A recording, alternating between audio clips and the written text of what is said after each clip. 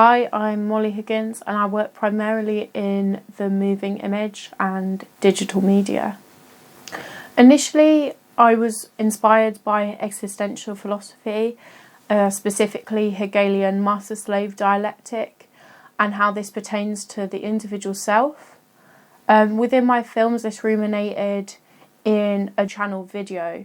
On one screen, I represented the ideal self, the idea of the ideal self as someone who's unachievable. And then on the other channel was the idea of myself as this inherently bad person who's incapable of doing things and is quite frankly quite pathetic. And the way this played out visually was that the ideal self is in communication with my other self, the self that I believe myself to be, and the ideal self is kind of punishes and forces the not so ideal self into wearing a hair shirt. I realised through reflection that I was less interested in Hegelian ideals of a master-slave dialectic, and that I was actually more interested in the backgrounds that I had automatically produced for the backgrounds of my film. I'd made these without thinking. I just wanted to create a kind of wallpaper.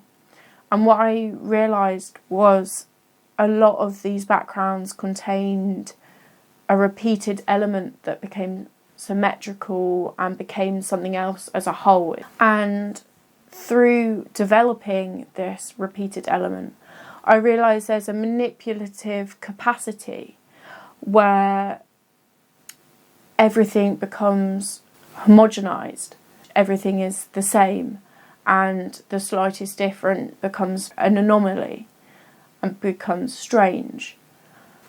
And within this, it becomes very difficult to create something that's completely symmetrical and perfect. This allows an element of creativity within its uncertainty, but it's also very frustrating and unsatisfying.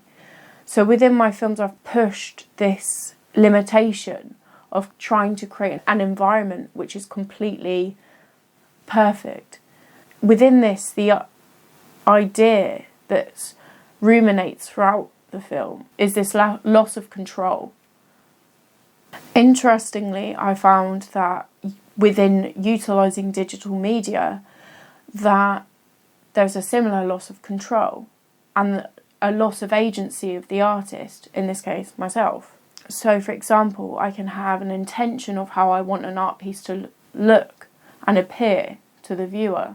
However, as soon as I start recording this environment by the computer within the camera, the digital video programming and the projector and so on, it's constantly being interpreted by the computer within these different digital tools. So while the camera and the programs enable me to warp and manipulate an environment, there's also a limitation. And in this way, I've lost out on control. It's not necessarily me manipulating the environment anymore, but the computer within the digital equipment.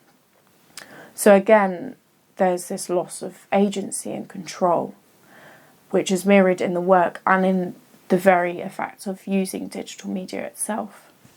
Ultimately, I would summarise my practice as a frustration at my loss of agency and the realisation that I'll never fully have control over my own life, but also most critically in my artwork.